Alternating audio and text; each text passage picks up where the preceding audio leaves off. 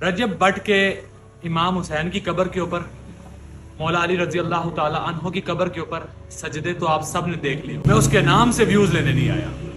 आप लोगों को अगर अभी भी लगता है कि मैं उसके नाम से व्यूज लेने आया हूं, अब भी इस वीडियो को स्किप कर। देखो, नबी सल्लल्लाहु अलैहि वसल्लम की हदीस से मुबारक है कि जहां तुम बुराई होते देखो, हाथ से रोको। हाथ से नहीं रोक सकते, जुबान से रोको। जुबान से नहीं रोक सकते, दिल में बुरा जानो। और ये ईमान का सबसे कमतर दर्जा। चलो, हम रजब बट तक हमारी अप्रोच हासिल नहीं है इस वक्त तक, अभी तक, तो हम जुबान से उनको कह सकते हैं। ये मैसेज उनकी पब्लिक को भी है और उनको भी है। सजदा किया जाए इबादत की नीयत से, सजदा किया जाए मदद की नीयत से, वो शिर्क में।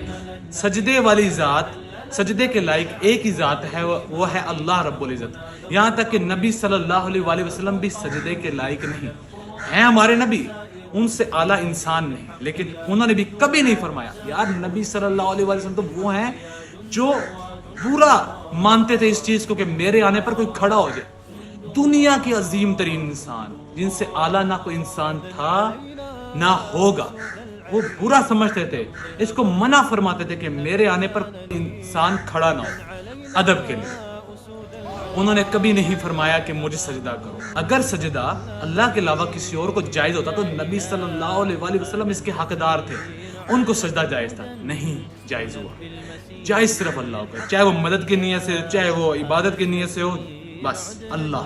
और ये जो कहते हैं रजब बट सजदे कर रहा है कब्रों के ऊपर, इसको हम समझा नहीं सकते, क्योंकि ये एक अलग ही मजहब से ताल्लुक रखता है।